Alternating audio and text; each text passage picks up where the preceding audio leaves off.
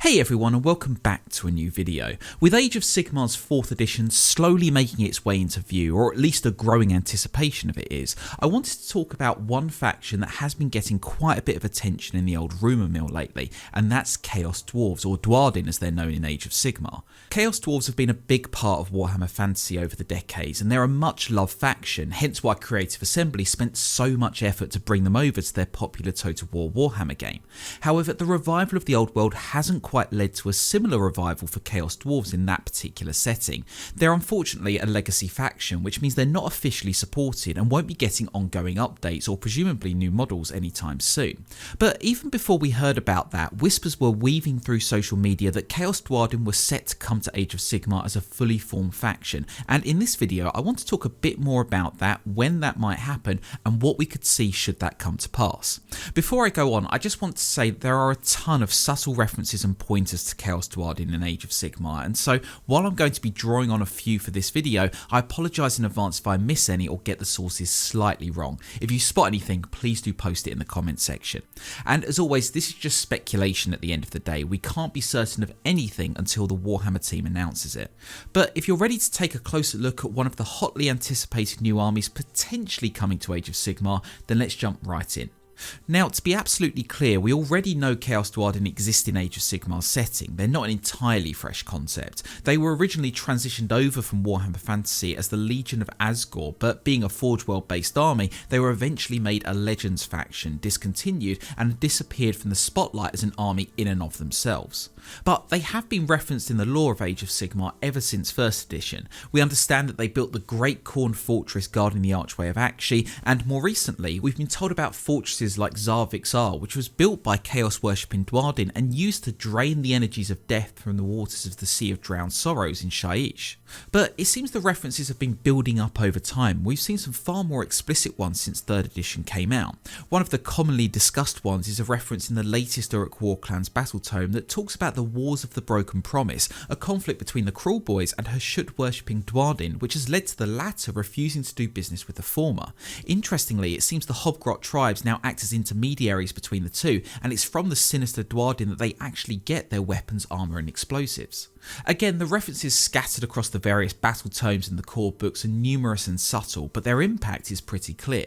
Chaos Dwarfs are continuing to play a subtle but influential role in Age of Sigmar's story, and that influence is growing more and more palpable as time goes on.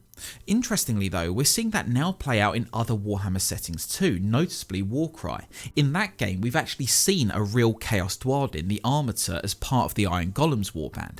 As a side note, the Golems are a faction of master blacksmiths as much as brutal warriors, and their goal is to become the chosen supplier of weapons and armour to Archaon, who, you can imagine, gets through quite a lot of both. Additionally, in the short story The Iron Promise from the Warcry anthology, we read about a small Iron Golems warband going to check on a missing cache of weapons for a Chaos Dwarfs Forge Master, and we hear that Forge Master reveal a bit about his race's background. Once we ruled an empire of our own, my brothers and I. We were masters of the great Bale furnace. We tricked a god into raising up a mountain for us and took his secrets. Then we set to work. We armed 1,000 kings and slaughtered 1,000 more so that we might use their royal blood to cool our steel. It's a really telling moment, and it hints at a rather tumultuous backstory. Are the Chaos Dwarfs at odds with their dark god? Have they had a fall from grace? It's all very cryptic, but it's tangible, and it spurs question after question in a way that I think Games Workshop mean to do deliberately. But turning back to the Warcry model itself, the very fact this exists shows that Games Workshop is finally, albeit slowly, bringing this myriad of cryptic lore references to the tabletop. With that, the lore of the Chaos Dwarfs will crystallise further, as we've already seen in the short story, and in my view, it's simply a matter of time before that building momentum breaks the surface and we get a host of new models and releases. But here are the crucial questions. When might that happen, and what might be coming down the line? Dealing with the when question first, the truth is it's difficult to say. I doubt we'll see anything before 4th edition, just because that means any rules and battle tome need to be shaped to the 3rd edition rule set and then amended later for 4th, which isn't a great look and probably not worth the effort on Games Workshop's side. That said, they could make up part of the new 4th edition launch box. Looking through the previous boxes, we've respectively had a Chaos, Death and Destruction half to those launches, and provided Malarian isn't claiming that spot this year, we could go back to Chaos and have the new story Stormcast face off against some new Chaos Dwarfs. Now, as I say that out loud, I think that could be a really exciting way to kick off the new edition, and certainly a head turner for the wider Warhammer fanbase. But looking at past releases, particularly the Caradron and the Lumineth, it's clear that Games Workshop is quite comfortable introducing new factions at later parts of an edition. The Caradron came out 2 years into first edition, and the Lumineth came out 2 years into second edition, so there's certainly a pattern there. My feeling is that what we may see for Chaos Duardin, or whatever the faction is called, is not an immediate launch, but something about 2 years into 4th edition. I could be massively wrong there. In part I hope I am, because I'm praying I'm right about Malerion coming back at some point, but it could go either way, and predicting Games Workshop's release schedule is a pretty difficult and unrewarding job at the best of times. Whatever happens, we'll hear the murmurs long before we see the models. But that does conveniently bring us to what models we may just see from a new Chaos Dwarfs faction, and to kick that off I want to return to something I said earlier. I mentioned that the Uruk Warclans battle tome makes a reference to war between the Cruel Boys and Hashut worshipping Duardin. Hashut is a well established deity in Warhammer lore, the god of fire, greed and tyranny, and one that has also crossed over to the mortal realms following the end of the world that was. But interestingly, we have already started to see the followers of Hashut on the tabletop, once again in Warcry.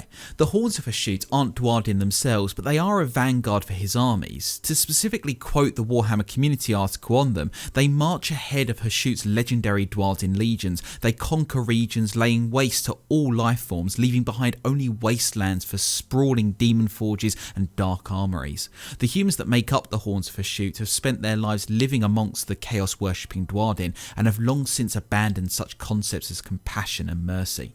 And we also hear a bit about Hashut himself. Hashut, also known as the Father of Darkness, isn't known for his subtlety in war. Sneaking around and performing clandestine acts really isn't for him. His followers seek to emulate his ideal of unleashing overwhelming violence backed up with dark arcane firepower. Now Hashut has turned his eyes upon Thondia for his next campaign of brutal conquest and desolation. Interestingly, like a lot of things in Warhammer, despite not having a wide range of models themselves or even a battle tome, the followers of Hashut are clearly a pretty big deal in Age of Sigmar and have managed to conquer cities, races and civilizations. Having that level of influence suggests, to me at least, that Games Workshop has given the faction a license, if you will, for a battle tome of their own. To put it another way, they can seemingly go up against the other big factions in AOS, and that makes their empire ripe for a new model range and book in my view. Looking at the Horns of Hashut models a bit more closely, I think the first thing that springs to mind is we're going to likely end up with a fair few horn-hatted Chaos Dwarfs, and I think that's going to be really cool to see. Whether we'll quite see the old hats we saw in Warhammer Fantasy, I'm not so sure, but Games Workshop does like to gesture to older fantasy designs while reinventing them, and I guess we're seeing what that could look like with these human followers, and I really like them. And on that, this warband really gets me thinking that we may actually see the battle tome come out as a Hashut-themed army rather than simply Chaos Dwarfs. From the lore, it seems the Duardin are the bulk of Hashut's forces, but there are humans and perhaps other unseen races amongst his legions, and that could mean we get a more hybrid army than we might at first think. At the very least, I'm sure this particular human warband may find its way into the battle tome. But throughout the lore and some of the quotes I've mentioned, we've constantly heard references to great forges, artillery and arcane firepower amongst the Chaos Dwarfs forces. That evokes an immediate sense of the sort of models we would likely see from any new range, and probably gestures to a lot of what we saw from the days of Warhammer Fantasy. The blunderbusses, the Dreadquake mortars and even the Hell cannons, the Chaos Dwarfs were infamous for their long range lethality, and because that is as much in their DNA as anything could be, I think that will be a key theme for any new faction based on them. Also, given Hashut's ball-like appearance, we may also see the return of the Taurus or even the Lamassu, which would again be great to see in the Age of Sigmar setting, albeit in a reimagined, more copyrighted form. But personally, I'm hoping we get to see Bull Centaurs return, and once again, that's something we've already seen in Warcry with the Centaurian Marshal. It's almost like the foundations for Chaos Dwarfs have been right in front of us this whole time. Ultimately though, whatever we do see from a Chaos Dwarfs or Hashut-themed army, I just hope it finds a way to neatly straddle both the setting it's going to and the one it's leaving behind. There's a ton of love for Chaos Dwarfs in Warhammer Fantasy, but they're not getting a ton of support in the new Old World game right now. If a new AOS army can bring that instead, it may turn out to be not just an exciting head turner for Sigmar fans, but perhaps the wider Warhammer fan base overall. And if they're that good, some of those models may just find themselves back on the battlefields of the Old World after all. So that's my brief take on where we are with Chaos Dwarfs, the references, the models, the timeline, and what we could expect with any new range. Obviously there's so much we don't know and a lot could change, but maybe you agree, it feels like there's definitely something in the air right now, and that's exciting. But what do you think? Are you excited to potentially see Chaos Dwarfs and the followers of Shoot hit the tabletop? If you're not already in Age of Sigmar, would this be something that could bring you into the setting? And what models would you love to see? Let me know in the comments section. And as always, a big thank you for joining me today. If you liked the video, please do click the like button and subscribe if you'd like to join me for future Warhammer videos, and I hope to see you for my next one. Until then, however, take care.